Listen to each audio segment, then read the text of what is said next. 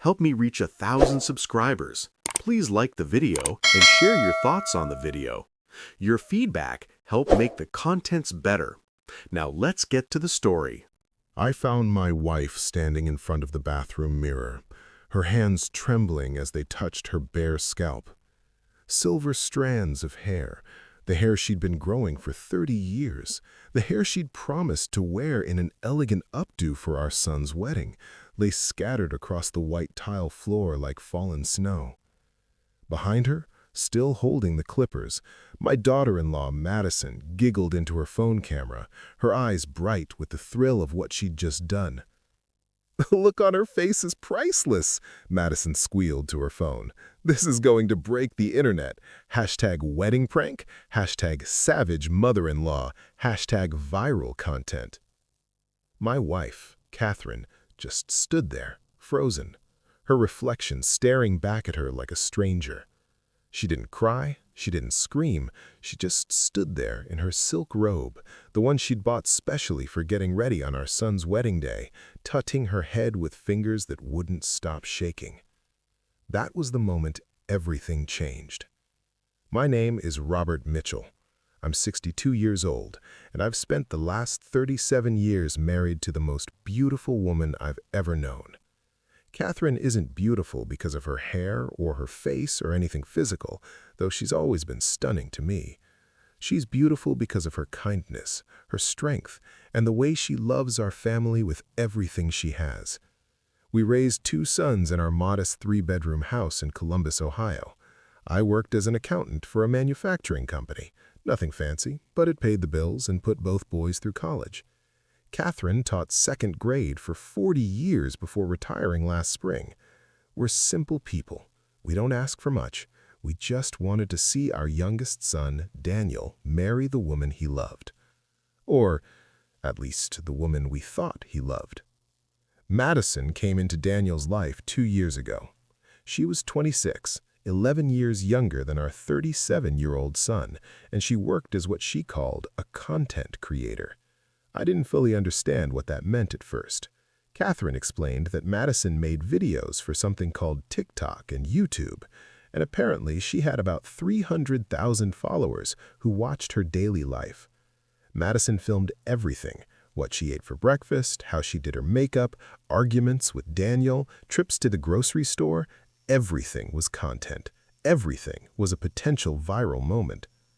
At first, Catherine tried to be understanding. "It's a different generation, Robert," she'd say when I complained about Madison filming at family dinners. "This is how young people make a living now." But there were warning signs, small cruelties disguised as jokes. Madison once filmed Catherine struggling to use her new smartphone and posted it with laughing emojis, calling her adorably confused. She pranked Daniel by pretending to be pregnant, filming his genuine panic and heartbreak for views. She convinced our older son's wife to let her style her hair, then gave her a terrible cut and filmed the whole thing only to reveal it was just a prank after the woman cried. "It's just for fun," Madison would say whenever someone got upset. "You guys are too sensitive. My followers love this stuff." If you're listening right now, help me prove something wrong. My mother said I wouldn't even reach 1,000 subscribers, but I believe stories like this deserve to be heard. Help me show her that these stories matter. The wedding was supposed to be simple.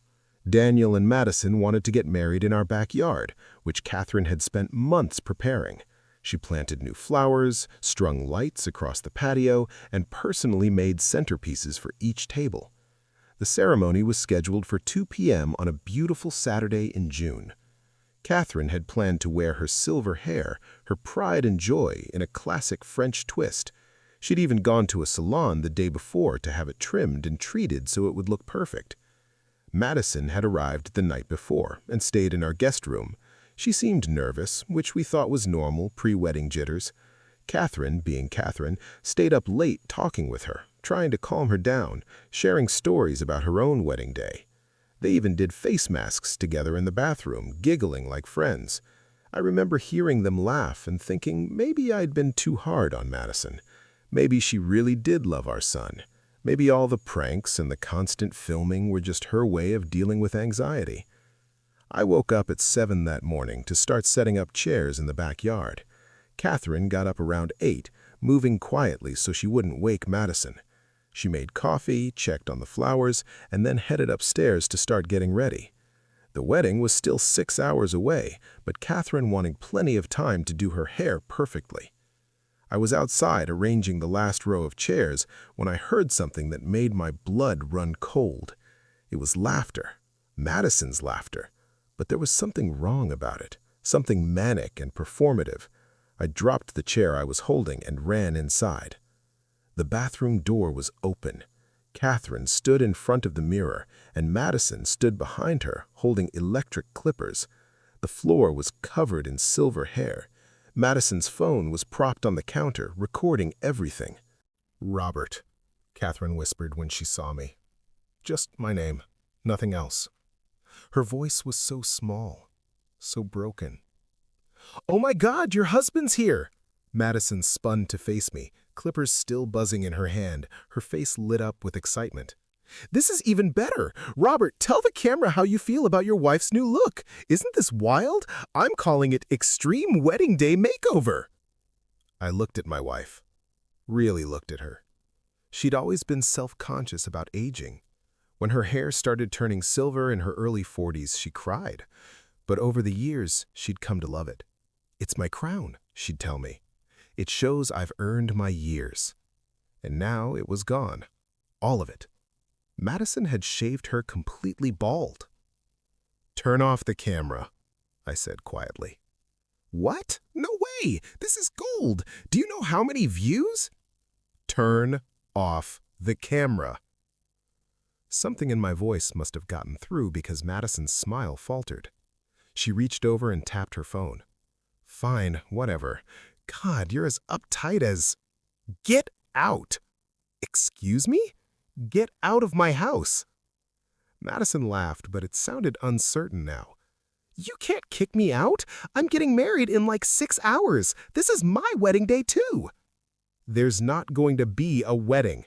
I kept my voice steady, even though rage was burning through every vein in my body. "Not here, not today. Get your things and get out." "You can't. Daniel will. This is insane. It was just a prank. Hair grows back." I heard footsteps on the stairs. Daniel appeared in the doorway, his hair messy from sleep. "What's going on? Why is everyone yelling?" He looked at Madison, then at me. Then his eyes landed on his mother, and I watched his face drain of color. "Mom?" Catherine finally moved. She pulled her silk robe tighter around herself and walked past all of us, her bare feet silent on the tile. She went into our bedroom and closed the door. I heard the lock click. "What did you do?" Daniel's voice was barely a whisper. "It was a prank, a funny prank for my channel. She's overreacting. Hair grows back. Tell your dad he's being ridiculous." Daniel stared at his fiancée like he'd never seen her before. "You shaved my mother's head on our wedding day for views?" "It's not. You don't understand how content creation works. This kind of authentic reaction is what gets millions of views. We could monetize this. Your mom will be famous." "Get out," Daniel said. "What?" "Get your stuff and get out. We're done." I want to say I felt victorious in that moment, but I didn't. I just felt tired and heartbroken. Madison started crying then, real tears, begging Daniel to reconsider. But he just kept repeating, "Get out, we're done, get out." She left within the hour, screaming at us that we'd ruined her life, that she'd make us pay, that we'd regret this. I helped Daniel call the guests and cancel the wedding. Catherine stayed in our bedroom all day. I brought her food that she didn't eat. I tried to talk to her, but she just asked me to leave her alone. That evening, after all the guests had been notified and Daniel had gone to stay with his brother, I sat on our back porch looking at the wedding setup we'd never used. The lights were strung, the chairs were arranged, Catherine's flowers bloomed in perfect rows. My phone buzzed. It was a text from my older son, Marcus. "Dad, you need to see this." He'd sent me a link to Madison's TikTok account. The video was already up. "Psycho in-laws ruined my wedding day." The caption read, "Got up early to give my future MIL a surprise makeover, and they literally kicked me out and canceled the wedding. Some people can't take a joke. Hashtag wedding fail. Hashtag toxic family. Hashtag crazy in-laws." The video had 200,000 views. By the morning, it had 5 million. By the end of the week, it had 20 million views, and it spread to YouTube, Twitter, and Instagram. Our phone number got leaked somehow. We received hundreds of threatening calls and texts. Someone threw eggs at our house. A group of Madison's followers showed up on our lawn filming themselves and chanting about toxic boomers. Catherine couldn't leave the house without being recognized and harassed. She started having panic attacks. She stopped sleeping. I called lawyers. They told us that while what Madison did was morally reprehensible, it wasn't technically illegal. Catherine had been in Madison's room, and technically she could claim Catherine consented. The harassment was harder to prosecute because it came from Madison's followers, not Madison herself, and she kept posting videos saying she didn't condone the harassment while simultaneously posting content that fed the flames. Daniel was devastated. He truly loved Madison, or at least the version of her he thought he knew. He apologized to his mother over and over, but Catherine had withdrawn into herself. She started wearing scarves and hats constantly. She stopped going to her book club. She resigned from the volunteer work she did at the library. My vibrant, loving wife became a ghost in our own home. I tried everything I could think of. I reported Madison's videos. I contacted the platforms. I hired a reputation management company that charged us thousands of dollars and accomplished nothing. Madison's follower count actually grew. She was getting interview requests from podcasts and news outlets. She was becoming more famous than ever, all from destroying my wife's sense of self. That's when I realized something. Madison cared about one thing more than anything else: her image, her brand, her followers, her precious content creation career. So I stopped fighting her in the ways she expected.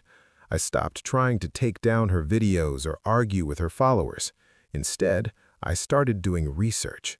I spent weeks digging into Madison's past, her previous content, everything she'd ever posted online. And I found things. Lots of things. I found videos she'd deleted but that had been saved by various archive sites.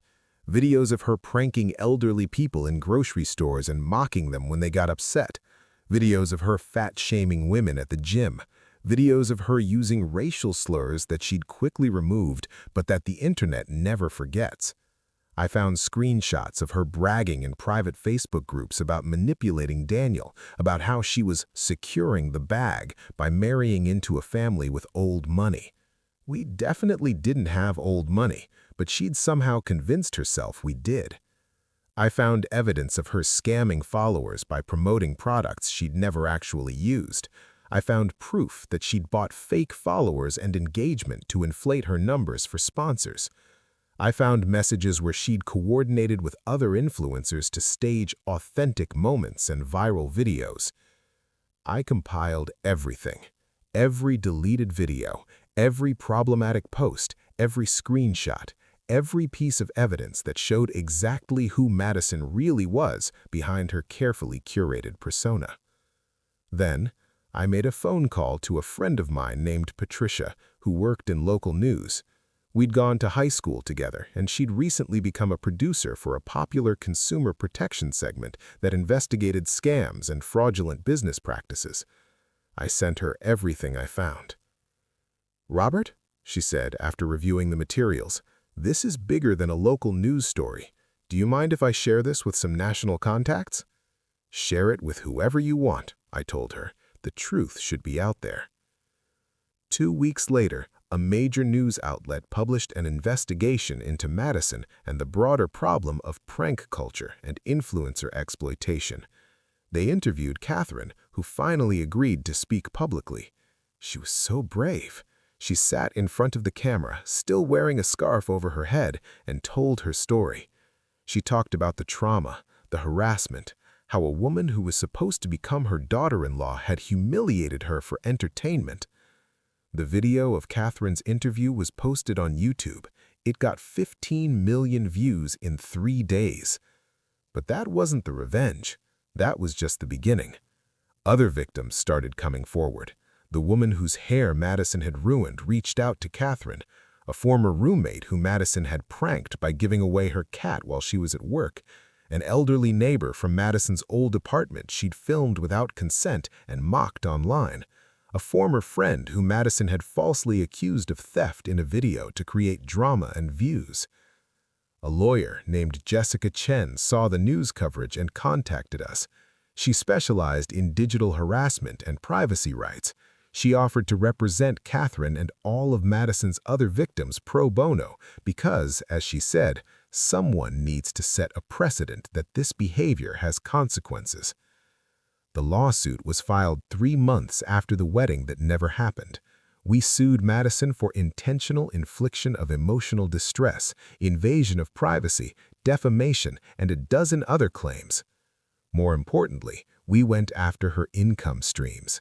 Jessica subpoenaed Madison's contracts with sponsors and advertising networks. She exposed exactly how much money Madison had made from the viral video of Catherine's humiliation, over $200,000 from ads, sponsors, and the attention it brought to her channel. The lawsuit made headlines. Suddenly, Madison's sponsors started dropping her. TikTok demonetized her account for violations of their harassment policies. YouTube age-restricted her content, killing her ad revenue. Instagram removed several of her videos for bullying and harassment. But here's the thing about internet fame. It's fickle. Madison's followers started to turn on her. When the full context came out, when people saw all the evidence of her pattern of cruelty, when they realized they'd been manipulated into harassing innocent people, many of them were horrified. Her comment sections filled with people apologizing to Catherine and condemning Madison. Madison tried to apologize. She posted a video with tears streaming down her face, claiming she'd grown and learned and was so sorry. But the internet has seen too many fake apology videos. People didn't buy it. Her follower count started dropping. Thousands, then tens of thousands, then hundreds of thousands of followers left. She tried to rebrand. She tried to move to different platforms, but everywhere she went, the story followed her. Isn't that the woman who shaved her mother-in-law's head for views? The legal battle took almost a year. During that time, Catherine started healing, slowly. Her hair began to grow back, soft and silver and beautiful. She joined a support group for people who'd been victims of online harassment. She started volunteering again, this time at an organization that helped people navigate digital privacy and cyberbullying. Daniel went to therapy. He had to work through a lot: the grief of losing someone he loved, the guilt of bringing Madison into our lives, the anger at himself for not seeing who she really was. But he came out stronger. He's dating someone new now, a kind woman named Sarah who works as a nurse and doesn't even have social media. Last month, the lawsuit was settled. Madison didn't have the money to fight it anymore. Most of her assets were gone, spent on legal fees and the lifestyle she'd tried to maintain even as her income disappeared. She agreed to a settlement that included a public apology video that she wasn't allowed to edit or delete, a permanent ban from posting any content featuring our family, and a payment plan for damages that will take her years to pay off. More importantly, the case set a legal precedent. Jessica Chen used our lawsuit as the foundation for similar cases. Other victims of prank culture started winning their cases. Platforms started taking harassment more seriously.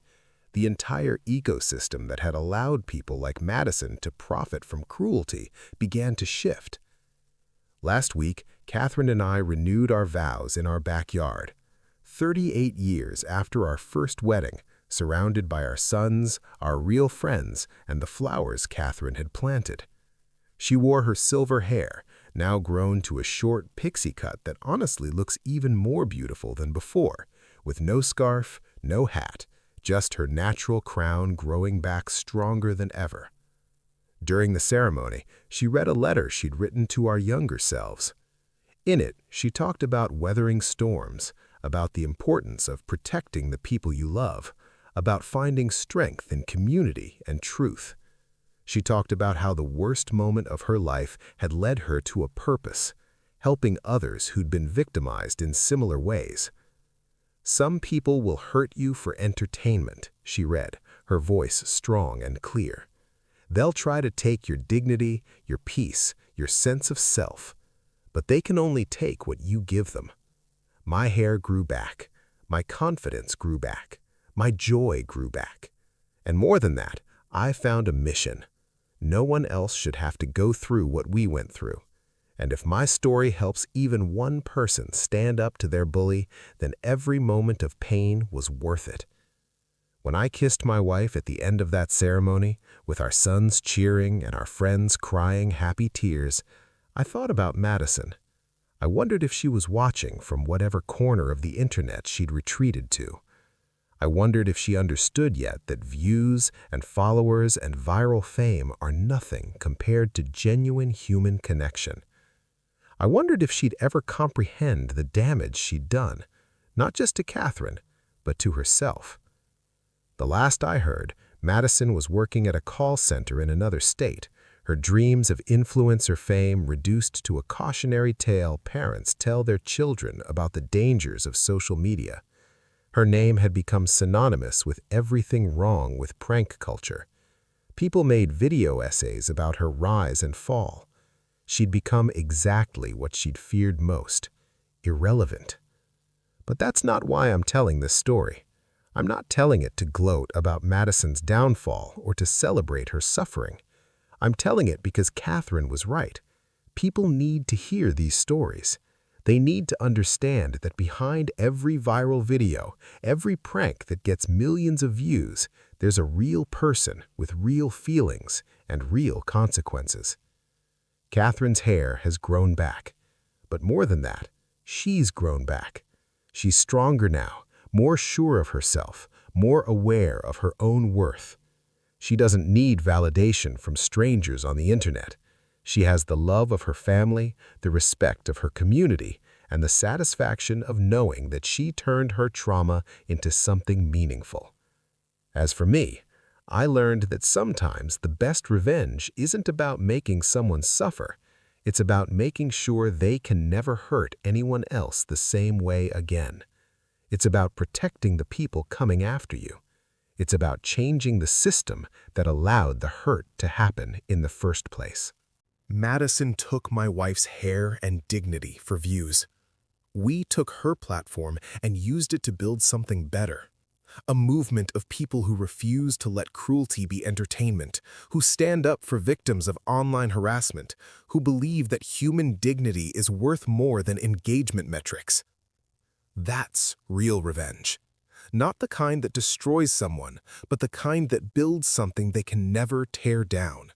The kind that makes sure their moment of cruelty becomes a catalyst for lasting change.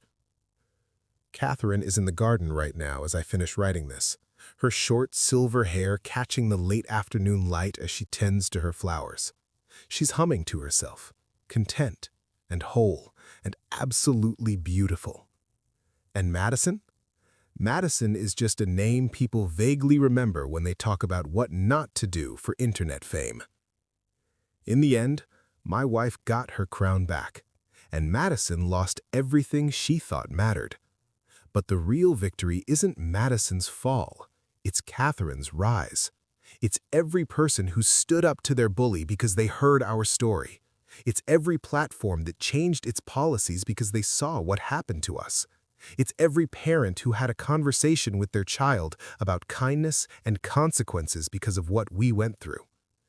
That's the revenge that matters, the kind that echoes long after the viral moment fades, the kind that actually changes the world, one person at a time. And it's the kind of revenge that lets you sleep peacefully at night, knowing you didn't just hurt the person who hurt you, you made sure they couldn't hurt anyone else. You turned your pain into protection for others. You made something beautiful out of something ugly. That's how you win. Not by becoming like them, but by becoming better than they could ever imagine being. If this story touched your heart, please take a moment to like and subscribe. Catherine reads every comment, and knowing that her story is reaching people around the world gives her strength to continue her advocacy work. I want to give a special shout out to our incredible viewers from the United States, the Philippines, and Canada. You three make up over 70% of our audience, and your support means everything to us. And to our viewers from New York specifically, Catherine asked me to say thank you. She says New Yorkers have sent some of the kindest, most supportive messages she's ever received, and it's helped her heal more than you could ever know. Please share in the comments where you're watching from. Catherine and I try to read as many as we can, and it honestly warms our hearts to see how far this message of standing up against cruelty has spread. Whether you're watching from Manila, Toronto, Texas, or anywhere else in the world, you're part of this community that believes human dignity matters more than viral views. Your comment could be the one that encourages someone else going through something similar. Never underestimate the power of simply saying, "I'm here and I understand." Thank you for listening. Thank you for caring. And thank you for proving that kindness and truth will always outlast cruelty and lies.